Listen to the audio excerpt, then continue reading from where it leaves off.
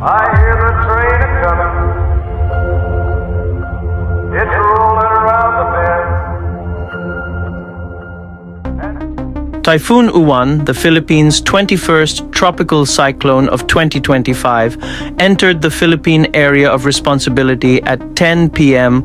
on November 7th after rapidly intensifying from a severe tropical storm earlier that evening. Malakas, malawak at mapabinsala. Ganyan po ilarawan ng Pag-asa ang bagyong Uwan na patuloy na lumalapit sa Philippine Area of Responsibility. Naghahanda na ang iba't ibang lokal na pamahalaan sa Northern at Central Luzon. Patuloy ang pagpapakawala ng tubig sa Magat Dam sa boundary ng Ifugao at Isabela bilang paghahanda sa bagyong Uwan. Ayun na nga mga moms, malayo pang bagyo pero ganito nakalakas ang ulan sa amin dito sa Isabela. Coming just 48 hours after the deadly Typhoon Tino, also known as Kalmaegi internationally, which killed over 180 people and displaced 500,000 plus, mostly in Cebu and Visayas, Uwan poses an even greater threat due to its massive size, rain bands spanning Batanes to Bohol, and potential for extreme intensification. Yes, grabe ang unos oh. Grabe yung bagyong Uwan. Simula na dito sa North. So guys, yan lang kung sa mga kadiya. This back-to-back onslaught has prompted President Ferdinand Marcos Jr. to declare a national state of calamity on November 6th, unlocking 760 million pesos in aid for Tino-hit areas while reallocating resources for Uwan. Maayos naman. The only problem is that napakalakas ng Tino. Unfortunately, meron tayong inaabangan na parating na may potensyal na maging mas malakas pa itong natin napangalanan na Uwan.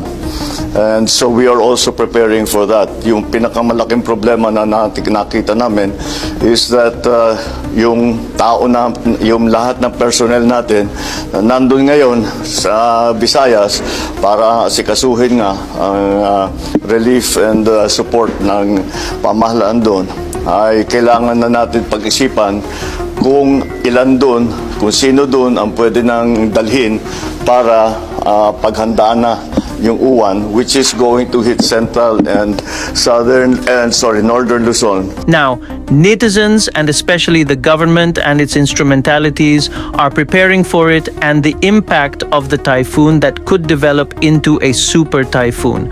In social media, netizens from different parts of the country share how they prepare for the typhoon. This Yolanda survivor from Central Luzon seals all appliances and stuff with this thick plastic bag in case of high flooding.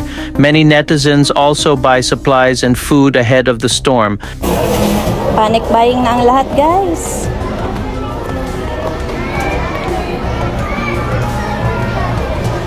Expect long queues at grocery stores, especially in the affected areas. This is also how this family in Bicol, a typhoon-prone province, prepare for Uwan.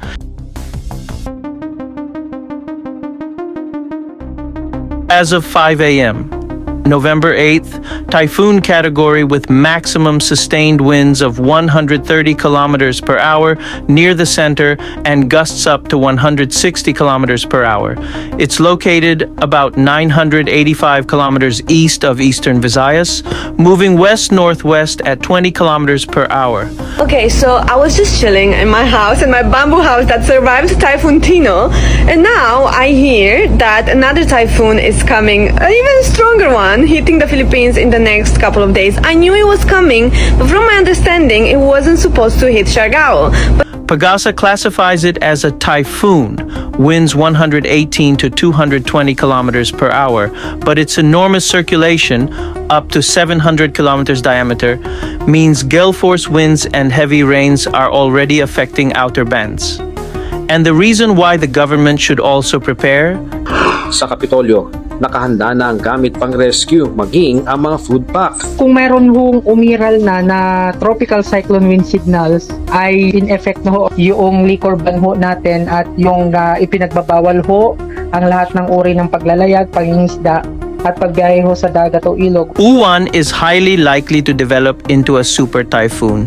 Peak intensity could hit Category 4 equivalent, 212 to 220 kilometers per hour sustained winds, gusts to 259 kilometers per hour by Sunday afternoon before landfall, potentially making it the strongest storm of 2025 so far. Impacts will escalate Sunday to Monday with torrential rains 200 to 500 millimeters in 16 plus Luzon provinces, risking floods, landslides, and storm surges 2 to 4 meters along east coasts. Mukhang ang landfall sa Cagayan na naman. We will already be feeling the effects, yung ulan and some winds siguro by Sunday morning. Kaya yun ang aming binabalanse kung siyempre hindi namin iiwanan ng Cebu hanggat lahat na in place na the same thing, but we will do as much as we can to anticipate dahil marami tayong if we anticipate well and we prepare well, marami tayong nagagawa para medyo mas mabawasan ang effect. U1 will not make direct landfall in Metro Manila, but its massive rain bands and indirect effects, enhanced southwest monsoon, will bring intense to torrential rains 150 to 300 millimeters per day, starting Sunday afternoon, November 9th, through Monday, November 10th, with peak flooding risk late Sunday night to early Monday morning. Pagasa warns of possible signal number 4. Winds 185 to 220 kilometers per hour in NCR if the track shifts south, but baseline is signal number 1 to 2 with unprecedented urban flooding.